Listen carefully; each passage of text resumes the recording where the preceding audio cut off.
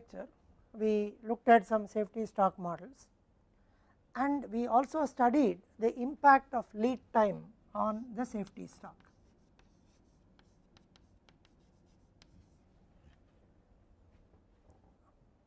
We assume that the demand during the lead time is going to be probabilistic, and we have looked at several cases where the demand follows a discrete distribution or the demand follows a continuous distribution. We also looked at lead time, and we looked at two cases where the lead time is deterministic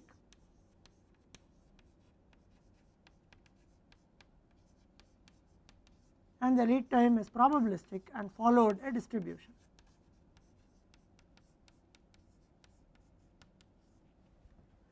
And we also saw that this would lead us into more safety stock than the case of deterministic inventory. And one of the things that we said at the end is it also has an impact on supplier selection.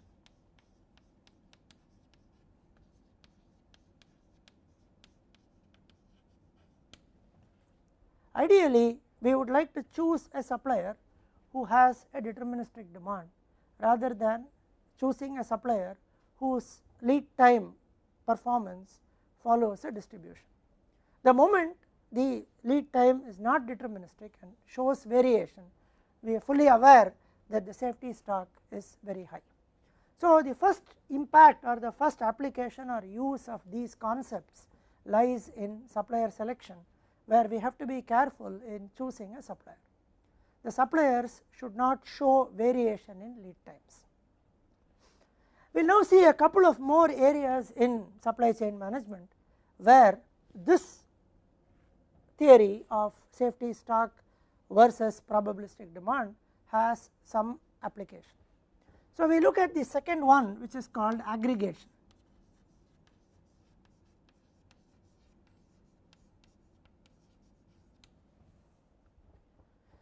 Now, let us look at a case where there are 5 retail outlets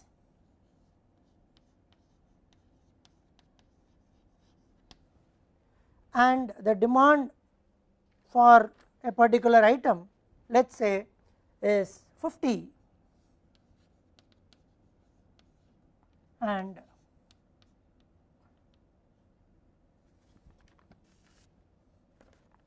sigma of demand is equal to 10.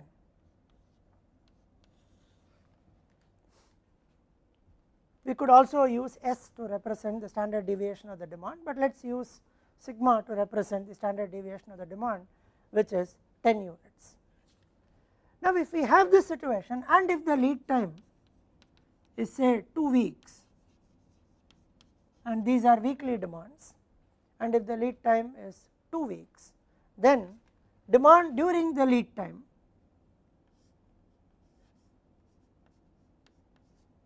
is equal to 50 into 200 and sigma during lead time is equal to root 2 into 10, which is 14.14. Now, each of these retail store wishes to maintain a 95% service level, and the demand distribution is normal,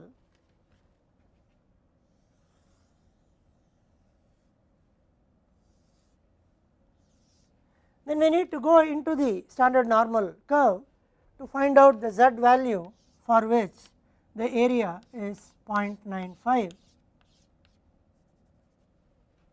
and that value is 1.645 is the value of Z for which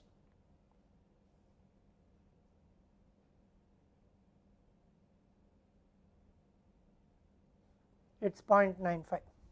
So, the safety stock that each retail store will be having is Z sigma, which is 1.645 into 14.14, which would give us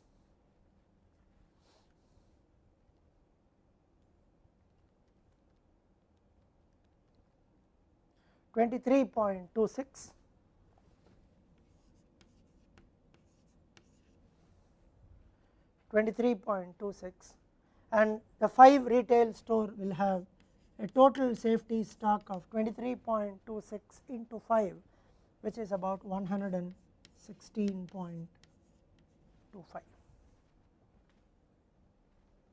Now, if we aggregate these 5 retails into a single aggregated unit,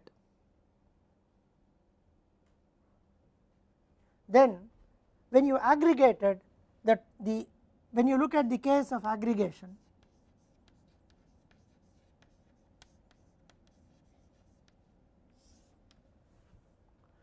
and aggregate all of them together, so mu will be 5 times 50, which is 250, sigma will be root 5 into 10, which is 22.36,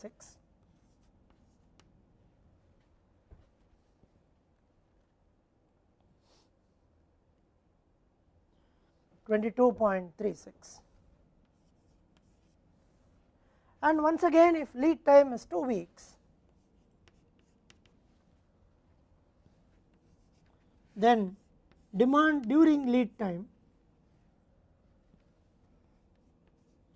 will be 500, which is the same as the demand of 100 over 5 retailers, but the standard deviation of lead time demand would now be root 2 into 22.36, which will become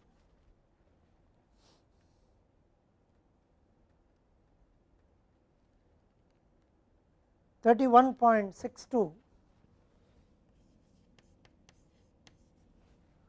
and once again if we want to maintain a 95% service level, Z will become 1.645 and safety stock will become 31.62 into 1.645, which is 52.01.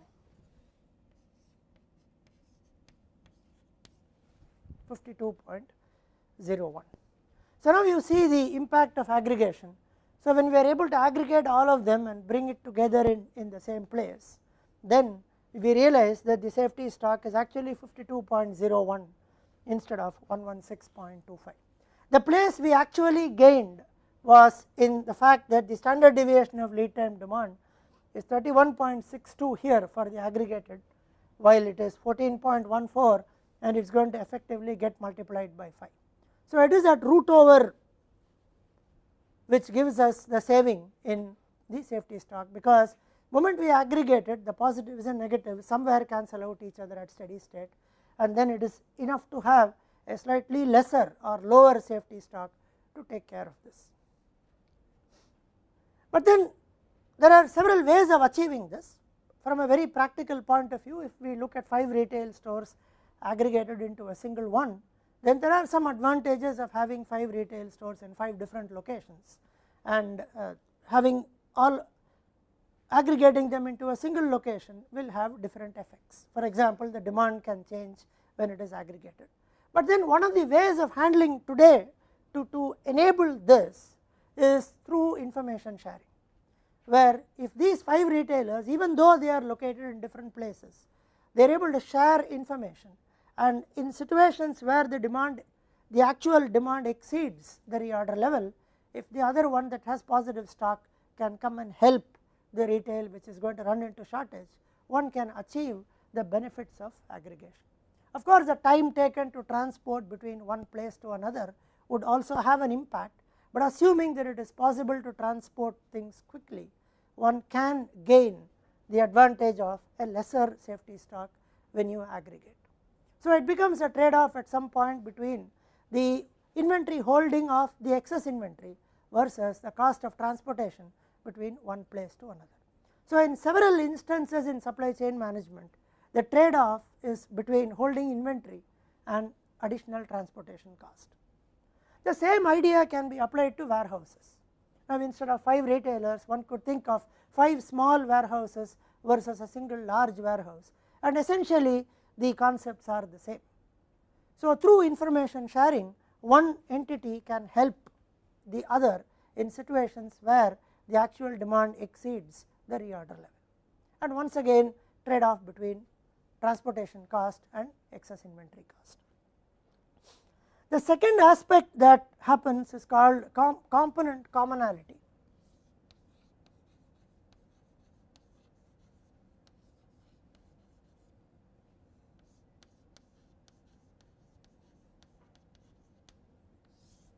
Common components.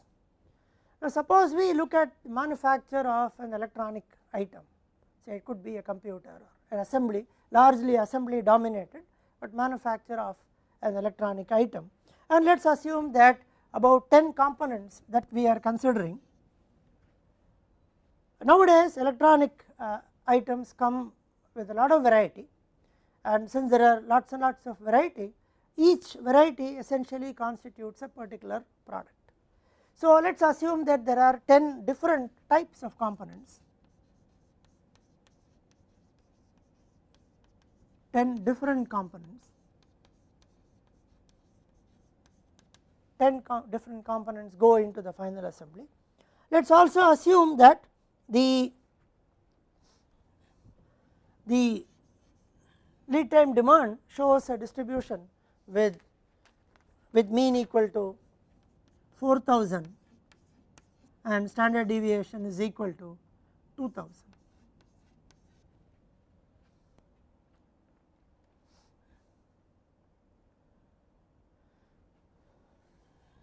And lead time is equal to, let us say, 1 week.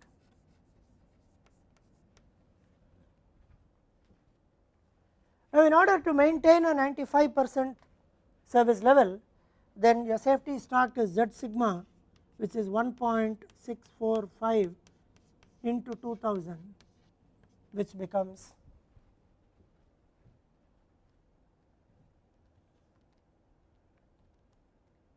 3290, and for 10 different components the total will become 32,900 items.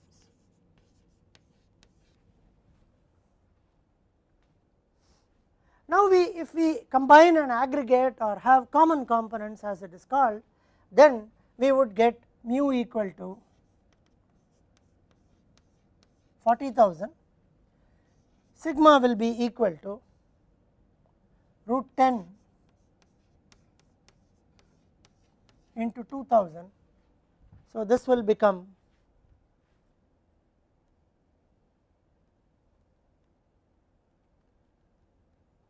6,324.55, and once again for lead time equal to 1 week and 95% service level, Z equal to 1.645 and Z sigma is equal to 6,324.5 into 1.645, which is 10,403.8. So, once again we observe that the safety inventory that we have in the case of common components is much lesser than the safety inventory that we have in the case of different components that go. So, organizations now try to have common components in several of their assemblies, and the uniqueness of the variety comes towards the end, where the unique components, which are few, will differentiate products from one another and bring variety into the system. Now, this idea, which is being increasingly used, is called delayed differentiation, where up to a very large time in the assembly the components are very similar, and after which the differentiation actually happens, and the longer it takes to differentiate the variety, the better it is from a safety stock point of view. As long as we are able to aggregate and as long as we are able to have common components that keep happening, it is always possible to do that. Another way by which organizations handle this is also to try and have what are called substitutable products. The same product, for example, can come in two different specifications and they may meet the same purpose. So, when we have a situation where the actual demand is for, let us say, the two different things are A and B.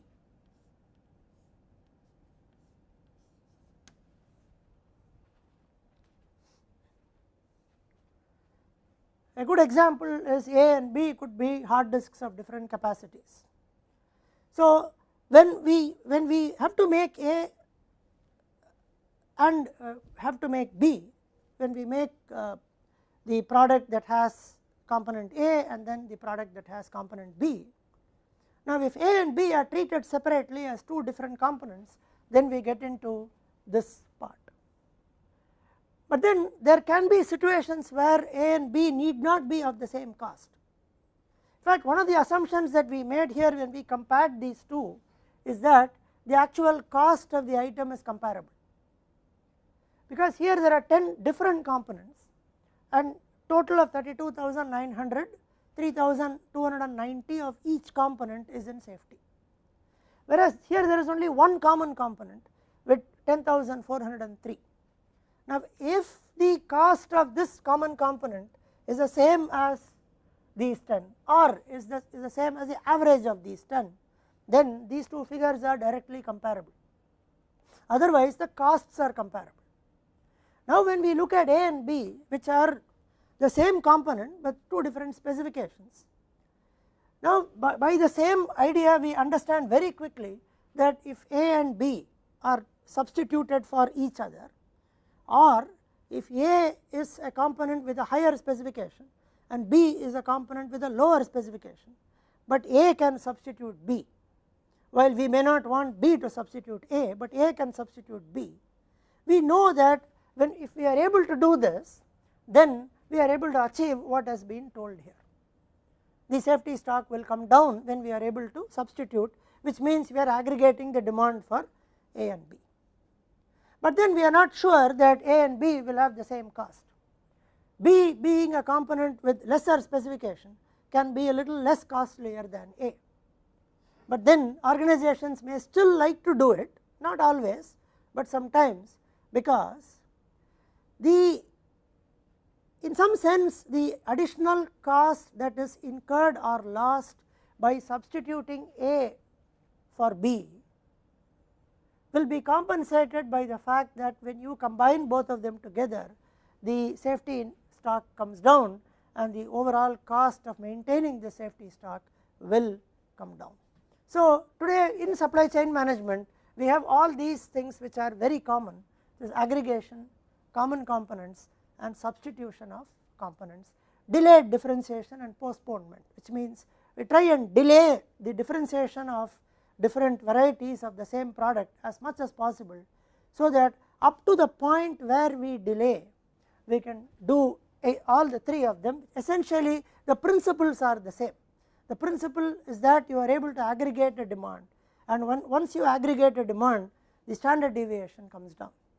So, we are able to use the same principle and get it. This superimposed by the additional principle that lead time is not probabilistic. The moment the lead time becomes probabilistic, all these safety stocks jump up and they become order of magnitudes higher than what they actually are. So, if one wants to exploit this idea and try to gain by the fact that my safety stock is coming down if I aggregate something, or if I substitute something, or if I delay the product differentiation, then I have to ensure that I do not get into this territory. So, the first thing that is required is excellent supplier relationship, where the supplier is able to give items in time, which means we are looking at deterministic lead time. The moment supplier starts showing variation and lead time is non-deterministic, then the safety stock shoots up.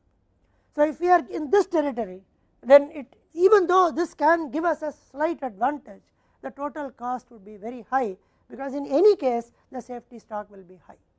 So, the first thing that organizations have to do in order to benefit from things like aggregation, component commonality, delayed differentiation is to ensure that lead times are deterministic and work with the suppliers to get deterministic lead times. So, this is the impact of safety stock in the context of supply chain management and in the performance of organizations. Now, let us look at another topic.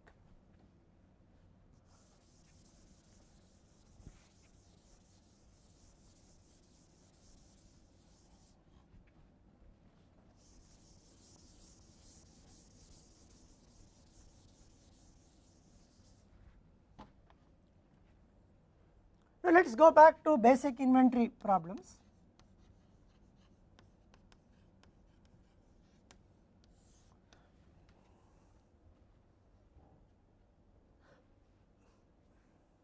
Now, in the basic inventory model, we have looked at two types of demands. We first looked at a case where annual demand is given,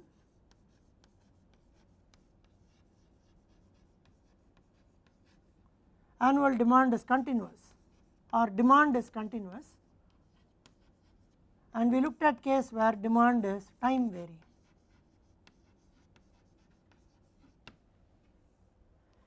We could use the economic order quantity formula to get the order quantities here. We could use a lot sizing heuristic like silver meal to try and get the order quantities here. But both of them require, the first thing both of them require is the D, which is the annual demand in this case, and the same D given as periods in this case. So, let us get into the question of how do we calculate this annual demand. And once this annual demand is given or demand is given in any form for a particular item or a set of items, how do we do it? And in inventory we looked at, most of the times we looked at a single item, and on some occasions we looked at multiple items. Whereas in forecasting or aggregate planning, we were not looking at an item level, we were looking more at a product level or at an aggregate level. So, how do we find out the item wise demand from the forecasted value, which is product wise? So, there has to be a relationship between the product and the individual items, and that relationship is called the bill of materials.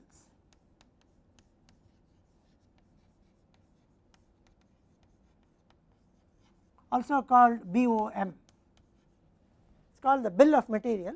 We use a simple schematic diagram to represent some ideas of bill of material and how we are able to move from the product wise forecasted demand to item wise demand.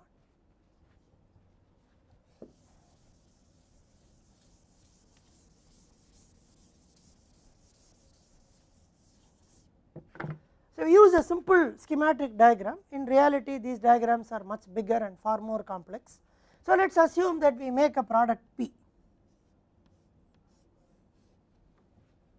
and for the sake of illustration, let us say that P is made up of two components, two assemblies A and B.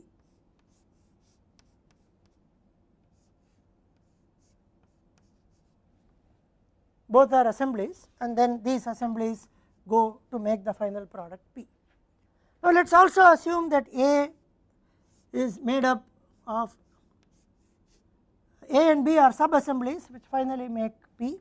Let us say A is made of C and D, where D is a bought out item and C is a machined something that comes from the supplier, undergoes manufacturing, and then it becomes a component C which goes to the assembly. So, D is bought out, so it comes from the supplier.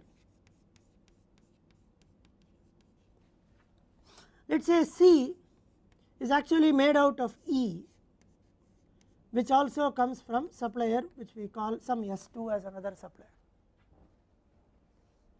And only for the sake of illustration, B, let us say, is also made out of D, but it is machined, or let us say for the sake of completion, B comes out of E, E comes from the supplier S2, and then E is machined, and then it becomes B, which goes to the assembly. So, it is a very simple diagram. In reality, if you take any manufactured finished product, this bill of material would be a much bigger network, which could sometimes involve thousands of components and assemblies and sub assemblies. Just for the sake of understanding the concept and for the sake of illustration, I have used a very simple figure here. Now let us assume that this month we want to make 400 of P. This 400 could either be a forecast or it could be a demand which we have to meet, a firm demand that we have to meet. Now let us assume again for the sake of discussion that it requires 1 of A and it requires 2 of B to make 1 of P. So automatically 400 of P would involve 400 of A. So it would involve 400 of A and it would involve 800 of B. Now once again let us assume that this would require 2 of C and 1 of D, which means to make 400 this would mean 800 of C and 400 of D. Now once again we would say that in order to make 1 of C I need 2 of E. So I need 1600 of E. And here for example I say to make 1 of B I need 1 of E. So I need 800 of E. So at the end I would go back and say that if I want 400 of P, I need to buy 1600 of E from the supplier, I need 400 of D from the supplier and I need 800 of E from the supplier. Now let us also try and bring some lead time into the picture. Now there are several lead times or several times taken. So let us assume that, that it takes about 1 week to, for example if I want P today, the assembly takes 1 week to do this, and if I want to make A, let us say the assembly takes 2 weeks, and to make B the assembly takes 1 week. We will later convert these weeks into days, but right now let us look at weeks. And then D comes directly from the supplier and within 2 weeks it will become A. Now let us say E comes from the supplier and let us say it takes 1 week to become C. So now let us go back and represent the same thing pictorially in a different manner. So let us assume that we have something like this, and let us say we are talking of weeks. So here I want to make 400 of P.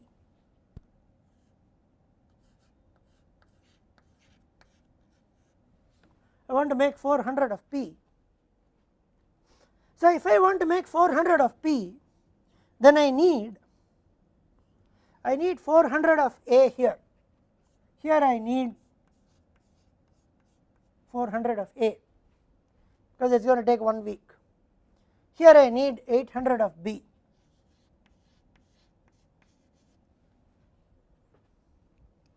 Now if I need 400 of A here, then 2 weeks before that I need 800 of C and 400 of D.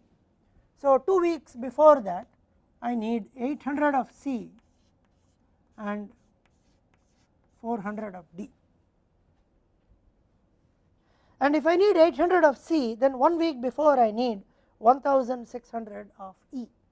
So here I need 1600 of E. Now if I need 800 of B here, 1 week before I need 800 of E. So I need 800 of E.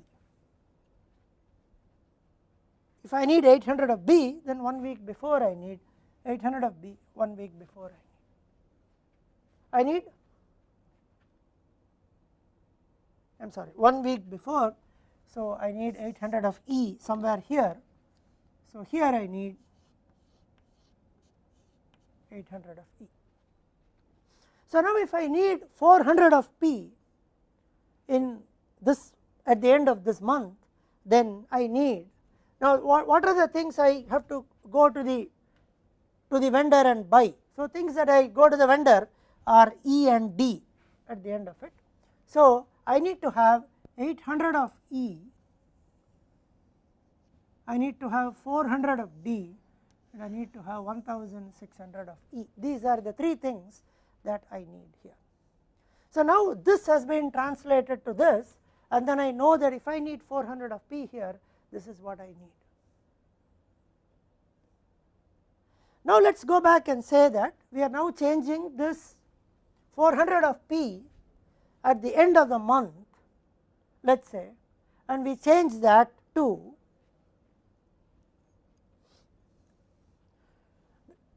we say that this month is going to have 4 weeks, and then we say that we are going to have 200, 100, 50 and 50 as the demand for 4 weeks.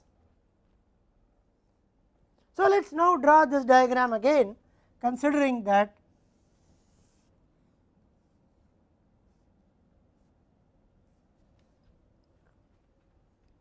so now I need, let us say I need 200 P here,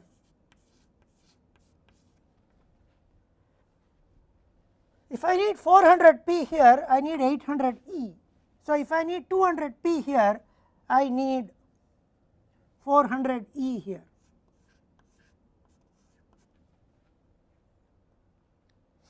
I need 200 D here, and I need 800 E here.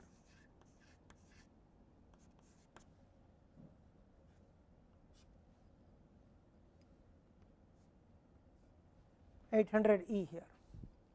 Now, if I need 100 P here, this is the 4th week of the month, this is the 3rd week of the month.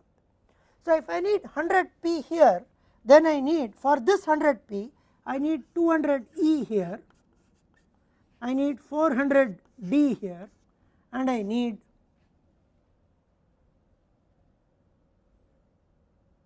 200 E, 100 D here, 100 D here, and 400 E here.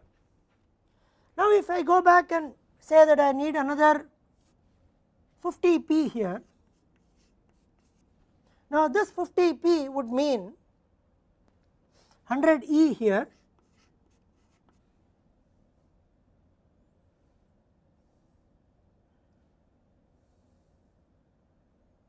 $250 D here, and 200 E here. Now, another 50 P here would mean that we need 100 E here, 100 D, 50 D here, and 200 E here. So, now moment we shift this demand into weeks, we are going to have this as the requirement for the bought out items. So, now I can summarize it and say that the same thing I am representing here. So, I am saying if this is the plan for P in 1 month, then I summarize here and say at this point I need 400 E, at this point I need 200 E, at this point I need 900 E, at this point I need 500 E, at this point I need 200 E, at this point I need 200 E. I go back and say somewhere here I need 200 D, I need 100 D, I need 50 D, and I need 50 D. So, I can sum it up and say this is my requirement for this. So, now all I need to do is the moment I get this structure right, I need to keep inputting values here which are my expected production quantities of P, let us say in every week. Now the week or the time period can be changed, the algorithm will remain the same, now weeks can become days. So if this is for next 4 days, then this whole thing will become day and the whole thing will shift here and say one day before I need so much, another day before I need so much, another day before I need so much, and so on. So depending on how we define the time period, which is either a week or a day, the algorithm will remain the same and the way we compute the quantities will also remain the same. So then all we need is, if we have something like this and on a time scale we are able to say so much of P required in all these times, we can back calculate and say this much of D and E we require here. But then in reality P is not dependent only on D and E, but P would be dependent on some 100 other items or 500 other items. But it does not matter, but the algorithm and the way to compute is the same. And needless to say that this can be done extremely efficiently on a computer. So when for the first time manufacturing organizations started computerizing this whole thing, bill of material, and then translating this is the bill of material in a pictorial form. You could write the bill of material also on a file.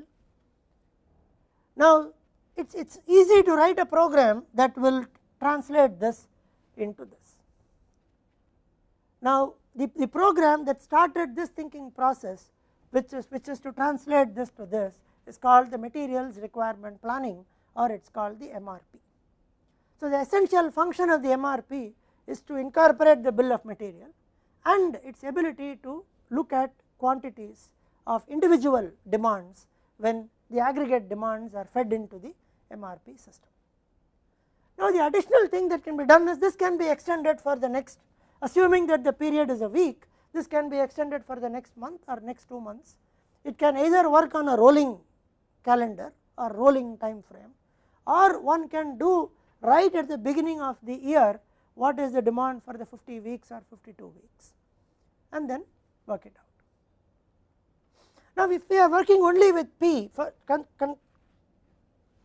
continuing on this numerical illustration, if we are working only with P which depends on D and E, then we have one calendar for E and another calendar for D. So once we have these two calendars, we can separately use a lot sizing model here like a silver meal heuristic or part period balancing to try and find out what quantities we have to order here at each point. Not necessary that we have to order 200, 200, 500, 900, 200 and 400, because then the supplier lead time comes into the picture, that is one. So we need to order before the supplier lead time, giving enough time for the supplier to deliver. Plus bunching would also save, because every one order would make us incur an order cost. So if it is cheaper, for example, to order 400 here instead of a 200 and 200, because we will save one order cost, incur an extra inventory carrying, which is the general principle of lot sizing heuristics such as silver meal. So one could apply heuristics like silver meal to try and find out exactly at what point how much we order. So that can be done for each of these items. Now the next thing that we can look at is, it is not that the organization produces only one P. So it could be producing another product, say Q, which is another product, and then this Q would also depend on, for example, let us say this would depend on two subassemblies R and S, and just to make the illustration simpler, let us say R would depend on E and S would depend on D. So one would say that if you want to make 200 of Q, or if you want to make, before we do that, if you want to make 1 of Q, let us say we need 1 of R and say 2 of S, and then we would say 1 of R would want 1 of E and each would involve 2 of D. So if we want to make 200 of Q, now 200 of Q will become 200 of R and 400 of S, and this would mean 200 of E and 800 of D. So, once again if we go back and write these lead times as we did earlier, then we can draw another diagram like this for Q as we did for P, and once we are able to draw another diagram for Q, now from that diagram we can draw separate time calendars for D and E, which would depend on the amount of Q that we want to produce, the total, as well as the split up of that week wise. So, if the organization is making 10 different products, then we can get 10 different calendars for E and D, not only for E and D, every item that is bought out. Now, we can merge these 10 calendars of D and E to make only one calendar for each of these items, and then apply the lot sizing heuristic, so that we are able to order these effectively. The other alternative in the pre-MRP days was, since this was a time consuming activity even when done manually, it was always easy to go back and do a single multiplication and say totally in the year this much P I am producing, totally in the year this much Q I expect to produce, and I know that for every P I need this much of E and this much of D, for every Q I need this much of E and this much of D. Simply multiply by the requirement and aggregate it, we would get that single D, which is the annual demand for that item, and one could use an economic order quantity there. The only catch or difficulty there was, if this annual P is distributed unequally over the months and unequally over the weeks, then the economic order quantity can sometimes result in shortage. But the moment they are distributed unequally over the 50 weeks, and then if we have a system like this in place which is computerized, an MRP system that is computerized, most MRP systems are, and then we have an MRP system in place, then the system would provide us the kind of calendars that we could require for each of the items. And once we are able to get this aggregated calendar for E, this was for P, similarly there could be for Q, some other item and so on, aggregate all of them, then we could place individual orders with for E. Then gets into the next complication. We have seen basic inventory models and lot sizing models, but in this lecture series we have not seen lot sizing models and discount. Whereas we saw discount in the regular inventory model, we did not see discount in the lot sizing models. Then we could build a lot sizing model that takes care of discount. We could build whatever analysis or whatever additional models that we saw in the normal regular inventory with annual demand, we could bring all those dimensions into the lot sizing. So, things like discount can be brought in, things like multiple vendors can be brought in, things like aggregating items to a single vendor, and that can be brought in. So, when items are aggregated to a single vendor, we could apply multiple item inventory models, where by ordering items together we can save on the truck cost. So, all these models can be brought in to make effectively the entire cost of the materials management system as less as possible. At the same time, keeping in mind service levels, keeping in mind that we do not tie up too much of inventory in the system, because today's manufacturing does not require organizations to tie up so much of inventory in the system. So, minimum amount of inventory is certainly required to do, and to find out that minimum and to exploit ideas from safety inventory that we saw, ideas like substitution, postponement, delayed differentiation, aggregation, use all of these to try and benefit from minimizing the total cost of the regular inventory as well as the total cost of maintaining the safety inventory.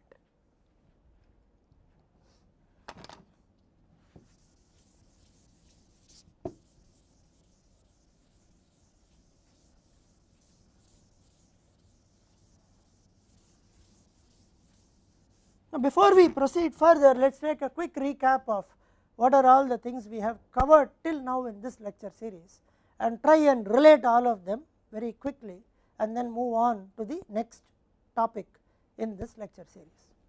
So, the first topic that we saw was forecasting.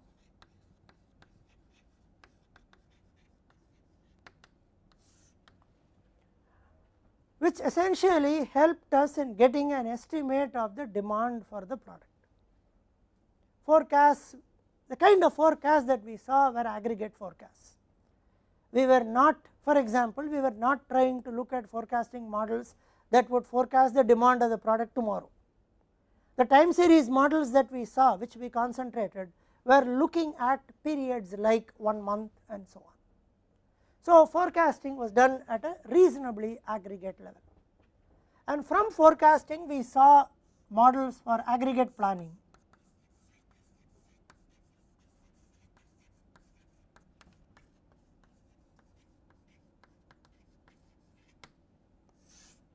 Now, aggregate planning would give two outputs. One is the production capacity that we are going to have in terms of regular time and overtime. If there is some outsourced capacity, then that is going to come in. What is the production capacity that we are going to have in a certain period? And let us say the period that we were looking at is like a month. The other output from the aggregate plan is the workforce, but then let us not dwell too much on workforce changes. Let us assume that workforce is a slightly different thing, and let us look at the production capacity that is available in each period in terms of man hours aggregate to meet the aggregate demand of the product. So, till this aggregate planning we did not come to individual products. Now, at the end of aggregate planning we looked at two things. We looked at economic lot scheduling problem, and we also looked at disaggregation models.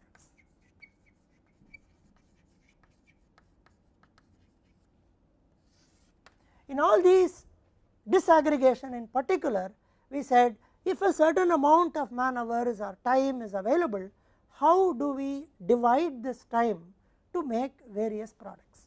So, the first time we actually came at a product level or an item level, it was in disaggregation.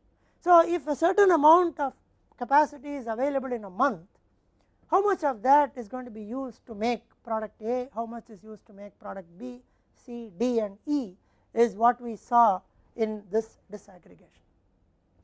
Then after we covered disaggregation, somewhere in between we started inventory. Though it does not come sequentially in the system, inventory is somewhere here, but inventory provides with our management of materials. So, if we want to produce item A at this point in time, when do we order, how much do we order, so that we have that much of the item available with us. So, here in inventory we saw a couple of things. We started by assuming that each item has a certain annual demand, and then how the material is ordered and how they are brought in so that they can be produced. At the same time, we also saw models when this annual demand is broken to months, broken to weeks, broken to periods, where the demand was different in each period. And then later we saw the bill of material and how we are able to relate inventory to the final product, item to product.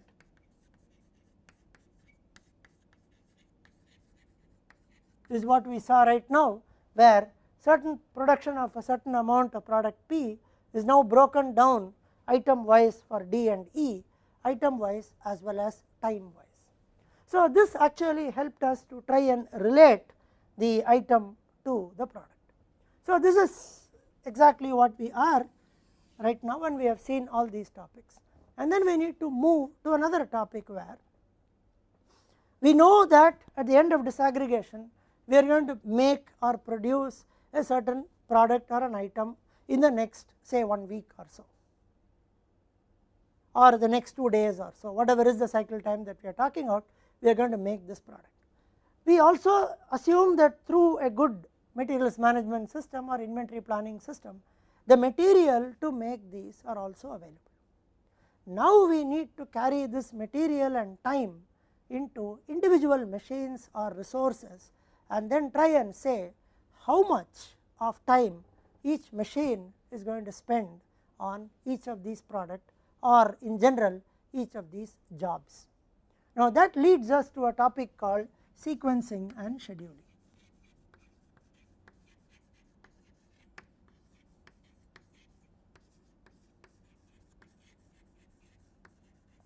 Where given a set of machines and machine resources and a set of jobs and activities to be performed, and these products have to be made. Now, how are we going to utilize these machines to make these jobs, or how are we going to ensure that these jobs and all the individual requirement of these jobs are going to be met within a certain time on a given set of resources, which are the machines. So, we would go into detail on sequencing and scheduling in the next lecture.